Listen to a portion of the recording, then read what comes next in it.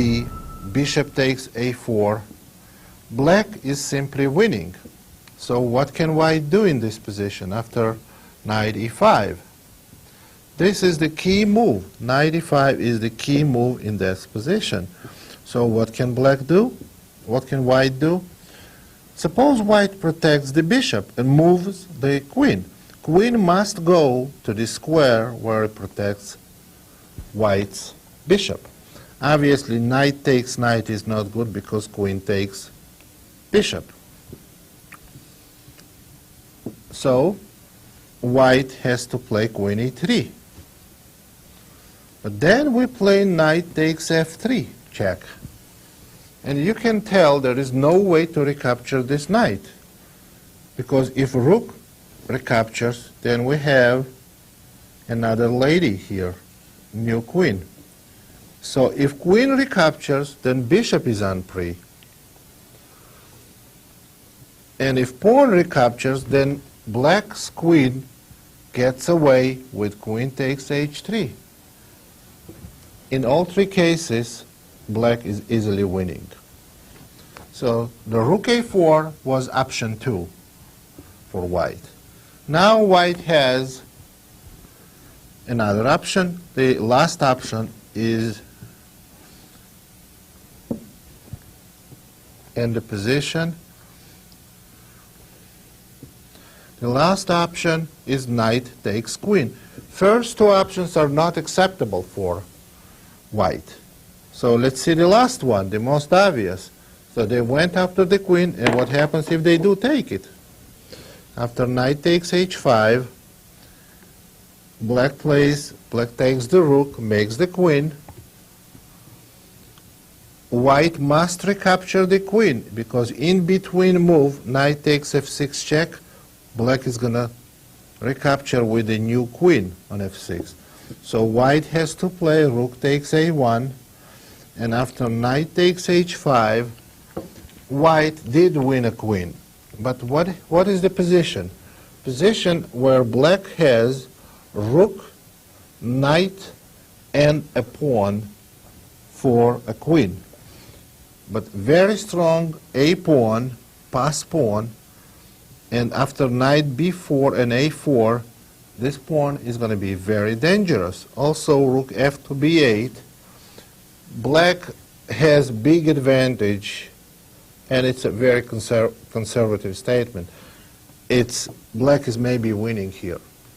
So those are the three options that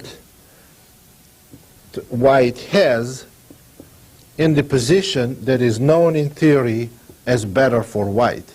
Three options, two of them were totally losing, and one, the last option, was they just getting bad position. So there's a choice they can make there. In a good position to get from good position to get bad position, or just lose immediately. So we leave it up to them.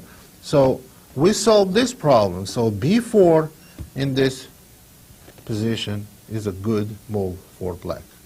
So all this position is not acceptable for white. So that means the main theoretical suggestion, which is f4, queen h5, and queen d3, met by b5 and gives good position to black. Now let's go back and let's see what are the possibilities white can have in the early stage of this opening. And is there any theoretical suggestion for white that white don't have to enter all these long theoretical variations and get somehow some easy way to get small advantage? Let's see.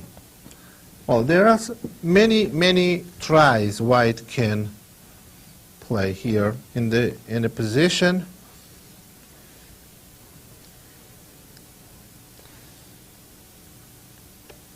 In the position after bishop e3 and knight f6, what if white tries to play f3, queen d2, and castle queenside without playing bishop c4?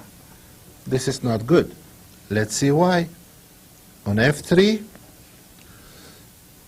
black just castles.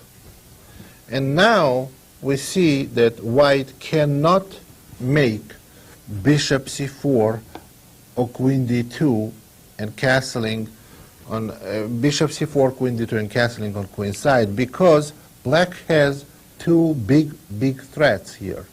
One of them is d5, and the other one is queen to b6. No matter what white plays here, they can't prevent both of those threats. Okay, first one is queen d2. This is first try. Then black goes d5, and we get, after d5, position that is well known in a Draken variation that is good for black, but in addition, and it's a big bonus for black, black has whole extra tempo. After d5, white has to put great effort to equalize. And you can see after e takes d, knight takes d5, knight takes c6, b takes c, black has superior position. You can just take regular Draken positions in the book, analyze them, and add extra tempo. You will see enormous difference. So now we came to conclusion that queen d2 move is not a good idea after f3. So if not queen d2, what if bishop c4 now? As I said before, after castle, black has two big threats, d5 or queen b6. If white plays bishop c4, d5 is not possible, but queen b6 is. So we do play queen b6. And now black has two big threats. One of them is queen takes b2, winning a pawn, and the other one is also winning a pawn by playing knight takes to e4 and attacking d4 pawn. So what can white do? One and only acceptable move for white in this position is bishop to b3. And then we play knight takes to e4. White has to play knight to d5. We give queen to a5 check. And those are the best moves for white. If white plays c3, now black can play knight f6 or knight to c5. They are both good moves for black. Knight f6 is one of them. Knight takes c6. And black can take either bc or dc. Either way, black has a very good position. bc is possible. Knight takes e7, king h8. And before it's too late, white has to take black's bishop. Otherwise, black is going to develop the bishop and then trap white's knight on e7. And now, after knight takes c8 and rook takes c8, white castles. Black plays d5 with a very good position for black. And next rook f to e8. Black is in very good shape. But you can exercise there in the position, in the variation we just mentioned, other possibilities, such as knight c5, or use some theoretical articles or books on accelerated Draken. This variation is not recommended for white, because black has several ways to get good position. So we came to conclusion that in this position, only good moves are bishop c4, one we just looked, and the other move is bishop to e2. So after bishop to e2, black castles, and best move for white here is to play knight to b3. Now after knight to b3, here black should play d6, castles, and bishop to e6. Black's plan is to go d5. So white has to interfere with it. f4. And here d5 is not such a good move all of a sudden, because white has a chance to play e5 or maybe even f5. So what can black do? Black can still have to have d5 in mind as a plan. So they play queen to c8. Idea of this move is maybe play knight g4, where this bishop, dark square bishop, is uncomfortable.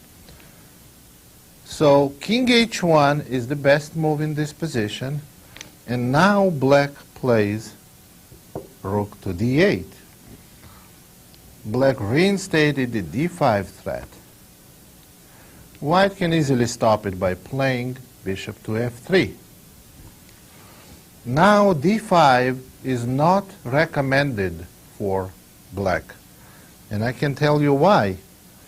I cannot go into very deep details of this variation, but I can tell you the variation, and you can analyze all the possibilities around it. After d5, in this position, white plays ed. Knight b4 is the best move for black. And now, after d takes e, sacrificing the queen, rook takes d1, e takes f, king takes f7, rook takes d1. White has rook, bishop, and a pawn for queen. Black's position is terrible. If you have any questions regarding these variations, you can analyze this position using your computer, or you can write or find me on us and debate this with me. I will be more than happy to share it with you. But let's go back to the way we supposed to play this position for black. What can we do here? Now, if d5 is not working, and this was our main plan, how can we play this position?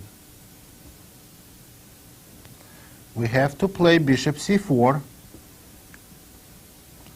attacking white's rook, rook to f2. Now black plays e5, very strong move. And now after e5, we want to play d5, and completely opening center, where white's queen is not comfortable at all on d file. So therefore, white should play rook d2, then e takes f, bishop takes f4, and knight to e5. This is a pawn sacrifice,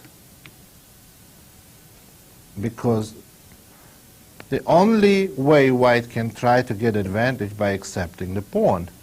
Otherwise, black's pieces will dominate the center. And after rook takes d6, rook takes d6, queen takes d6, knight takes to f3, G takes F, Queen H3. Now we can see that white is in big trouble. What can white do here?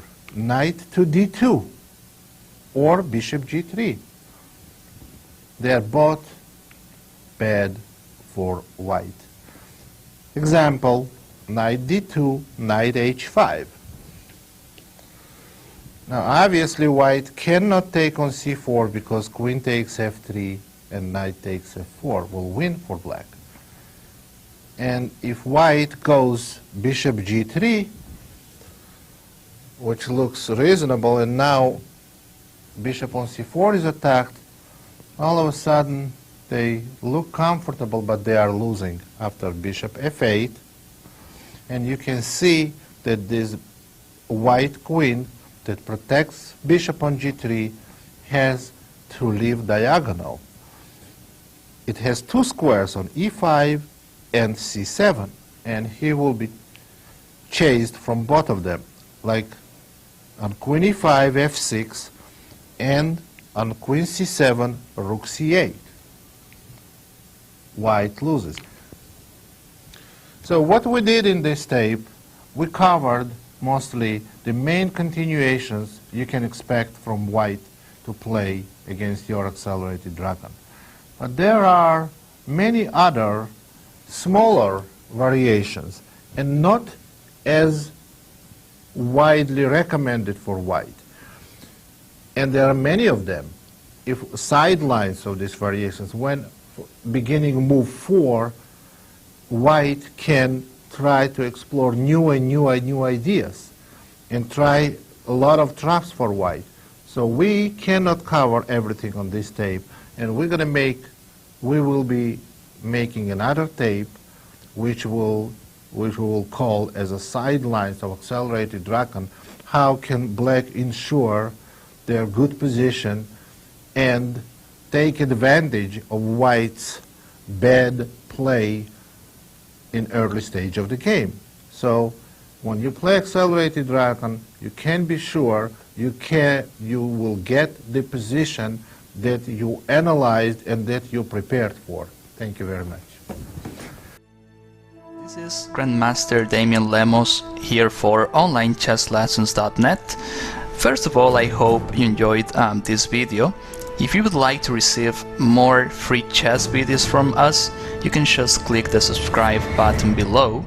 I would also highly recommend signing up for my free mail course, the 10 Grandmaster Secrets to Dominate Chess. During this exclusive course from OnlineChessLessons.net, I'll share with you my own Grandmaster shortcuts to effective attacking, defending, and growth hacks to improving your chess without complicated books or memorization. So sign up by clicking the sidebar on the right, and I know you won't be disappointed. Once more, this is Damian for OnlineChessLessons.net, and I'll see you in my videos. Thank you.